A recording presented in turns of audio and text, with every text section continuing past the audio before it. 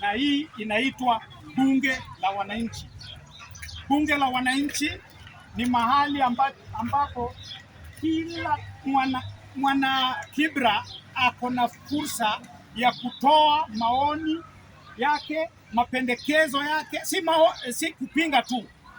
Unapinga constructively na unaleta suluhu ili sisi sote kama wana Kibra tujue ni jinsi gani tunaenda mbele kimaendeleo na pia kama jamii. Pili, tatu, nataka kupongeza wale wanajiita washindi wa ligi kuu tuko ligi kuu ya Uingereza ambao wanajiita wana Arsenal. Hata ingawaje nasikia bado wako na deni ya kulipa ya VAR.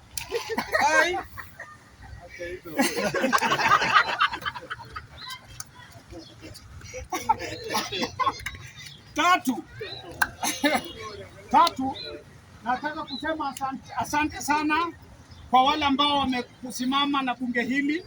Naona matunda ya bunge hili.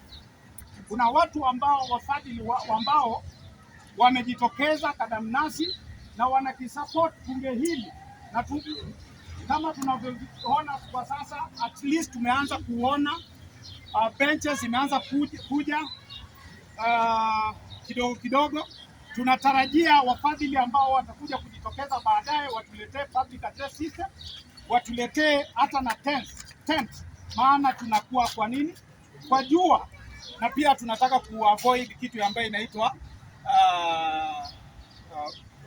mvua. 4, bunge hili kama bwana spika alivyosema, tangulia kusema, tunaheshimu maoni ya kila mmoja ambaye ni mwenye bunge amekuja kusema hapa. Kila maoni inaheshimika.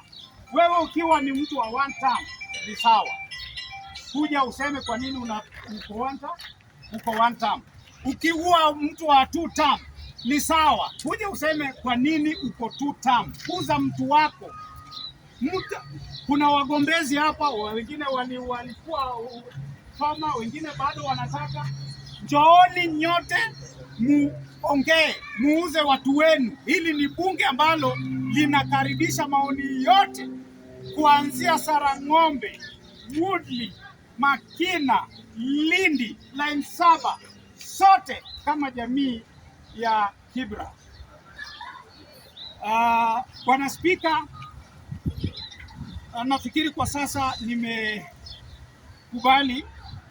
kwamba bunge limefunguliwa rasmi, na kabla sijasahau, tulikuwa na wageni ambao tulikuwa tunatarajia wakuje kwa sasa, nafikiri bado wako njiani. Ilikuwa wakuje watusaidie kwa pamoja tuendeleze maneno ya bunge ya wananchi. Otherwise bunge limefunguliwa rasmi. Asante sana.